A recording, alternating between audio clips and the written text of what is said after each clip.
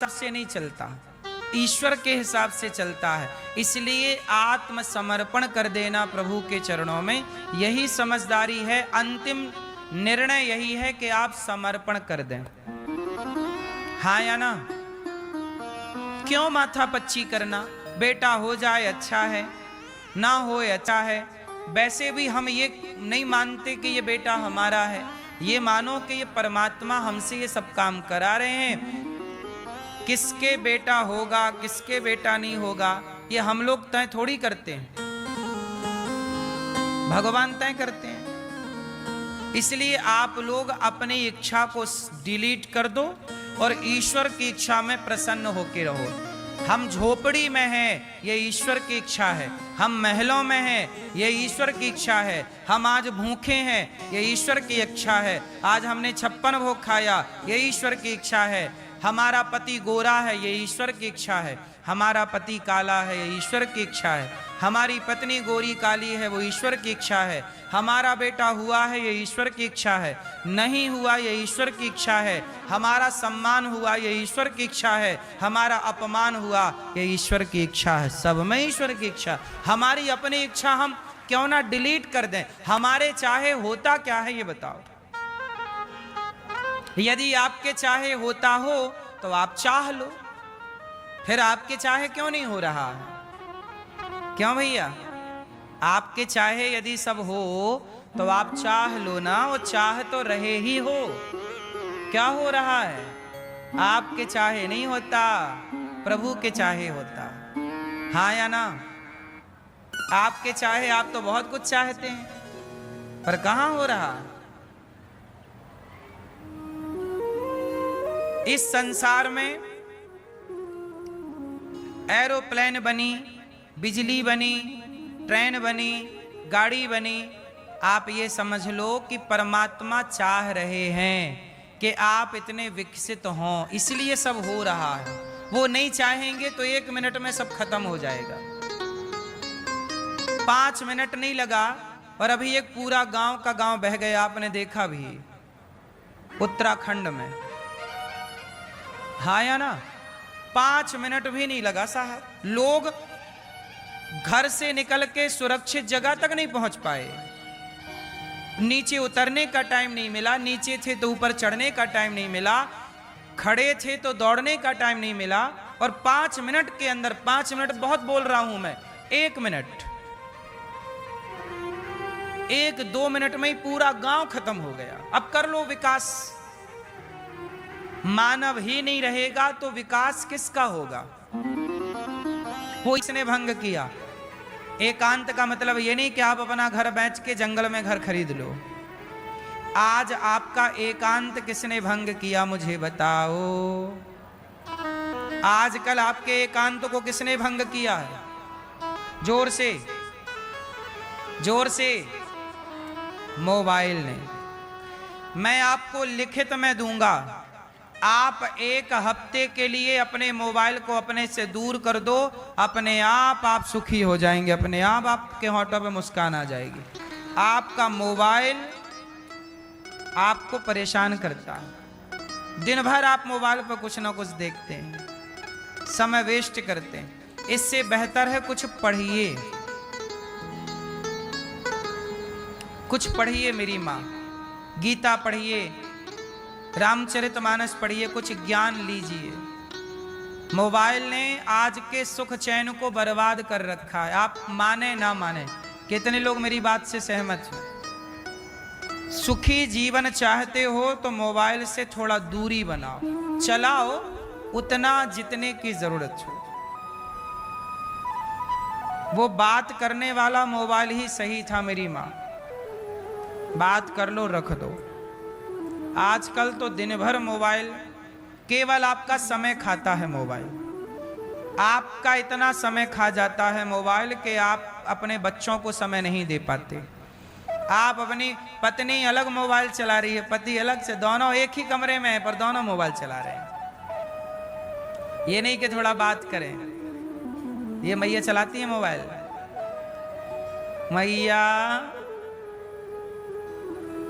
Mobile कम चलाओ मेरी माँ। मुंचा ज्ञानम प्रजारूपम मोह तो नरके गति।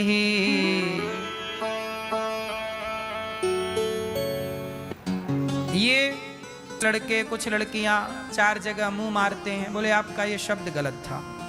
मैंने कहा भाई ये बताओ, चोर की दाढ़ी में तिनका, ये क्या है? क्या है ये? कहावत है। भैंस के आगे बीन बाजे और भैंस खड़ी पगुराए, क्या है ये? कहावत। हाथी चला बाजार कुत्ते लगे हजार, ये क्या है?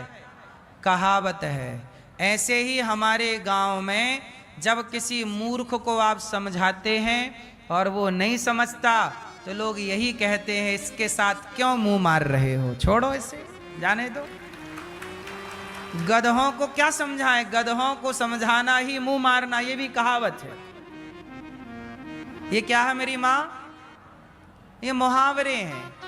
मुंह मारना, क्यों मुंह मार रहे हो?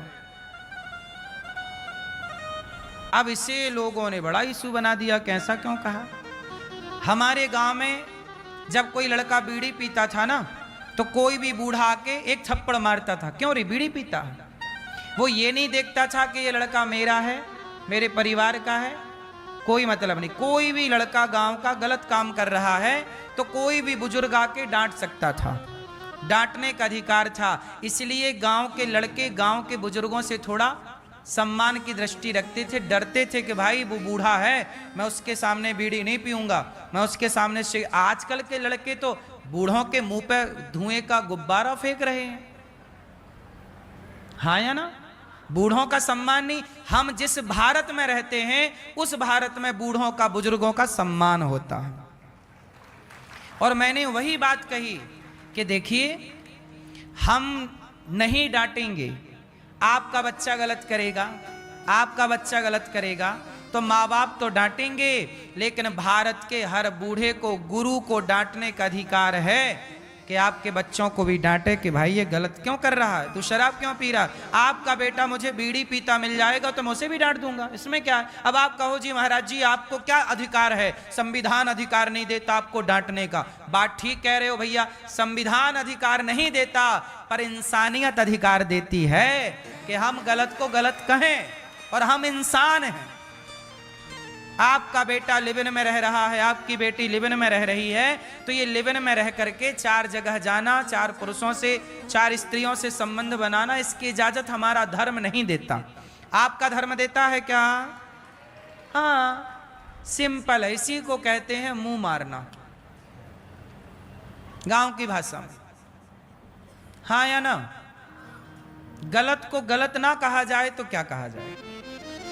क्या बोलती हो मैया? गलत को गलत ना कहें, गलत को गलत बोला जाएगा, सही को सही।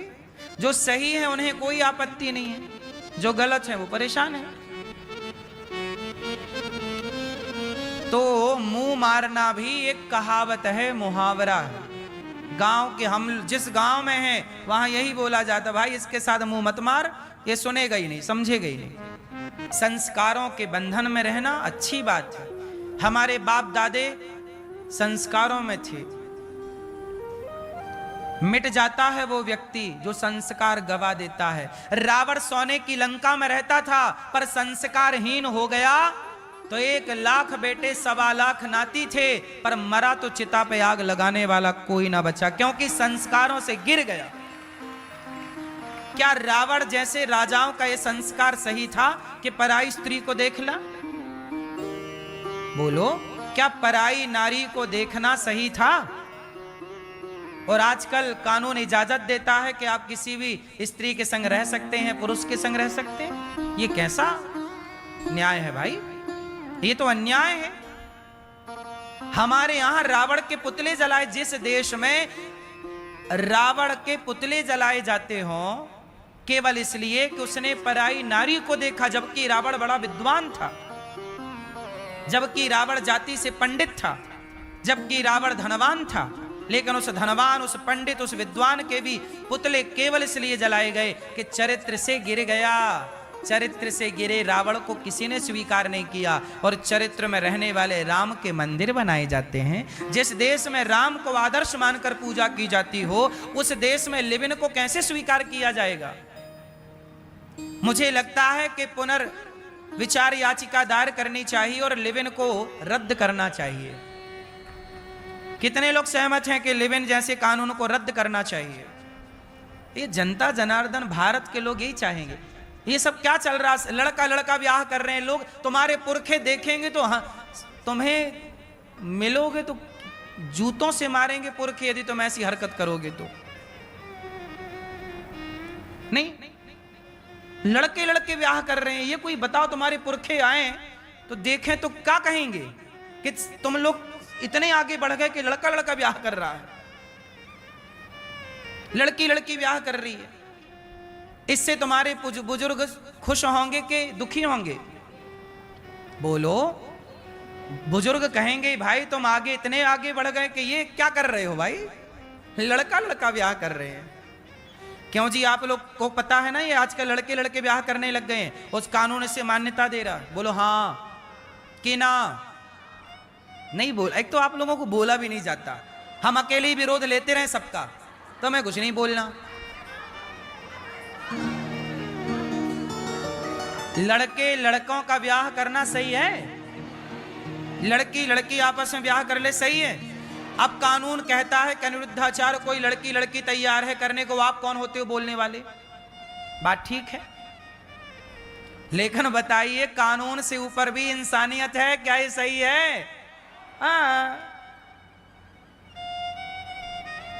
इसलिए कानून ऐसे बने, नियम ऐसे बनाओ, थोड़ा आम जनता से भी पूछ लो कि भाई साहब हम ये नियम बना रहे हैं, आम जनता की भी थोड़ी वोट ले लो कि वो पक्ष में है कि नहीं। कि बेटे की प्लानिंग आप क्या करोगे? आपसे बेहतर प्लानिंग भगवान करते हैं, इसलिए आप अपने पुत्र को पुत्री को भगवान के हवाले, हे प्रभु हम आपके, आप जानो आपका काम है। फिर भगवान रास्ता सुझाते हैं कि आपको किस रास्ते पे आगे बढ़ना। आपसे बेहतर प्लानिंग भगवान करते हैं या नहीं? बोलो हाँ। इसलिए आप सौंप दो, अब सौंप दिया इस जीवन का सब भार तुम्हारे, है जीत तुम्हारे हाथों में, है हार तुम्हारे। मनुष्य मात्र का परम धर्म क्या है? धर्म क्या है? सत्य बोलना, दया करना मनुष्य का धर्म है। भगवान के कितने अवतार हैं भागवत जी में? 24 अवतारों का निरूपण हुआ। नारद जी 17, वेद व्यास जी 17 पुराण लिखने के बाद परेशान थे। 17 पुराण लिखने के बाद भी अशांति। तब नारद जी ने कहा व्यास जी आपने अभी तक भागवत जी की रचना नहीं की। तब नारद जी ने कहा मैं पिछले जन्म में दासी पुत्र था, पर भगवान की कृपा से ब्रह्मा पुत्र बना। संतों की सेवा। नारद जी पिछले जन्म में कौन थे पता है ना आपको? नारद जी पिछले जन्म में दासी के बेटा थे। इनकी एक सामान्य सी स्त्री का बेटा, बर्तन चौका करने वाली का बेटा, सामान्य सा एक बालक ब्रह्मा का बेटा बनके नारद जी बनके समाज में भक्ति का प्रचार कर रहे हैं। नारद जी को नारद जी बनने का मौका क्यों मिला? क्योंकि नारद जी पिछले जन्म में क्या किया इन्होंने? संतों की, ये है परिणाम। ये सही है कि गलत है? तो आप सब साथ देंगे तब बनेगा। कई करोड़ रुपए लगेंगे उसको बनाने में, फिर जाकर के हम बच्चों को निःशुल्क पढ़ाएंगे और वहां बच्चों को, लड़की लड़कों को उच्च कोटि की शिक्षा देंगे। गौरी गोपाल आश्रम में गौ माता है, आप लोग भी गौदान कर सकते हैं, आप सबके सहयोग से सब कार्य है। यहाँ हमारी वृद्ध माताएं रहती हैं। गौरी गोपाल आश्रम में कितनी माताएं हैं? 309। कितने लोगों ने दर्शन किया माताओं का? जो हम टीवी पे बताते हैं वो सही है कि गलत है? सही है। तो मैया आप भी इन माओ के बेटा बन जाओ, बेटी बन जाओ। आप सब सहयोग नहीं करोगे तो अनिरुद्धाचार्य के पास कोई व्यापार बिजनेस तो है नहीं। हम तो समाज से भीख मांग मांग के ना समाज की सेवा करते हैं। इसलिए आपको थोड़ा थोड़ा दान जरूर करना चाहिए। थोड़ा थोड़ा सहयोग करने योग्य है तो करिएगा। मेरी माँ आप नहीं करेंगी कौन करेगा, किससे उम्मीद करें। बाकी तो लोग पुतला जला ही रहे हैं, आप कम से कम अपने हाथ बढ़ाइए। मैया कहाँ से आई हो मेरी माँ? हिमाचल से। हिमाचल। मैया गौरी गोपाल में आप खुश हैं? खुश, कोई दिक्कत? कोई दिक्कत नहीं है, सब कुछ बढ़िया है। तो आपको भोजन पानी समय से मिलता है? सब कुछ मिलता है, भोजन पानी सब कुछ समय से मिलता है। कोई दिक्कत नहीं? दवाई ववाई दुआएं सब कुछ है, ऐसी कोई बात नहीं, सब कुछ मिल ही रहा है। पर आपके पुतले जो लाई रहे नहीं हो यो कौन लोग यो एड़ा भी पूछाया वे बुढ़िया थी रही यो भूखी कितने आई कि कैसी कैसी। वाह, मैया कह रही हैं कि बेटा तुम्हारे पुतले जलाने वाले कभी माताओं का हाल चाल लेने ना आए, माताओं से पूछने नहीं आए कि माँ कैसी हो, पुतले जला दिए। पुतले कैसे जला दिए न, बताओ आप कैसे जलाए इन्होंने पुतले ना। ये उन इनके माता ये जो माताएं थी आई ना, इनके बेटे ये पुतले जलाओ, उनकी कार्रवाई करो। वो जो 300-400 मावा इठी रखी थी आई ने, 4-4 पुत्र रे, नौकरियां लगी रे, चंगा रे परेशन, पेटला रे परेशन, 3-4 लाख रुपया लग रहा तू भरने, कहाँ से लिया तेना बेचारे भीख मंगी मंगी ने लोग थे। सही है, मैया कह रही हैं कि मेरा बेटा मतलब मुझे कह रही हैं कि भीख मांग मांग कर सब सेवा कर रहा है, और कुछ लोग पुतले जलाने में लगे हैं, गालियां देने में लगे हैं। ये मैया हमारी सारी माताएं, बेचारी मैं अमेरिका में था कथा सुनाने और यहाँ हल्ला चल रहा था, मेरा विरोध चल रहा था, हमारी सारी माताएं बहुत परेशान थी, रो रही थी सारी वृद्ध माताएं कि हमारे बेटे को बताइए, गलत तरीके से लोग कह रहे हैं। देखिए जरा, अब हमारी माँ तो ये माँ, यही तो माँ है, माँ परेशान नहीं होगी तो कौन परेशान होगा। आप भी बहुत लोग परेशान हुए इस कंट्रोवर्सी में, लेकिन देखो आखिर जीत सत्य की हो गई, लोग समझ गए कि गलत लोग गलत हैं और सही लोग। मैया बाप का आशीर्वाद है। अब तू चोरी करता ता तेरे पुतले जलांदे, कुछ जनाना बेची होंगी ता तेरे पुतले जलांदे। ऐसे फजूल गलत के बिच क्यों फंस गए लोग? खरिया गल्लां च भी फंसे, खरी गल्लां नहीं की उन्होंने। चलिए आपका आशीर्वाद है मेरी माँ, आप सबसे मेरी प्रार्थना है कि इन वृद्ध माओं का, इनके अपनों का सहारा नहीं है। मैया घर से कोई फोन ऑन आता है आपका? मेरे कोई नहीं है, मेरे फोन कुछ रहा कोई नहीं है मैया का, ना बेटा है ना बेटी है, आप ही इनके बेटावान हैं। वो दिखते नहीं हैं, निराकार हैं, उनका कोई रूप रंग नहीं। कुछ लोग कहते नहीं नहीं उनका रूप रंग है। अच्छा, आप लोग कौन से भगवान की पूजा करते हैं? जो नहीं दिखता वो या जो दिखता है वो? निराकार की साकार। ईश्वर के 2 रूप हैं, निराकार जिसका कोई आकार नहीं, एक वो रूप है जो दिखाई पड़ता है साकार। ईश्वर मंदिर में जो बैठे हैं वो साकार हैं। कुछ लोग कहते हैं हम निराकार की पूजा करते हैं। तो बताइए आप लोग किसकी पूजा करते हैं? आप किसके पुजारी हैं? निराकार की साकार? हाँ, हम लोग साकार की भी पूजा करते हैं और निराकार की भी पूजा करते हैं। कैसे? जब आप मंदिर जाते हो तो बिहारी जी को देखते हो तो बिहारी जी साकार रूप में मिलते हैं आपको। जब भी मंदिर जाते हैं, कोई भी राम का दर्शन किया, कृष्ण का दर्शन किया, तो जो मूर्ति थी वो कैसी थी? साकार। उसका एक आकार है, रूप है, रंग है।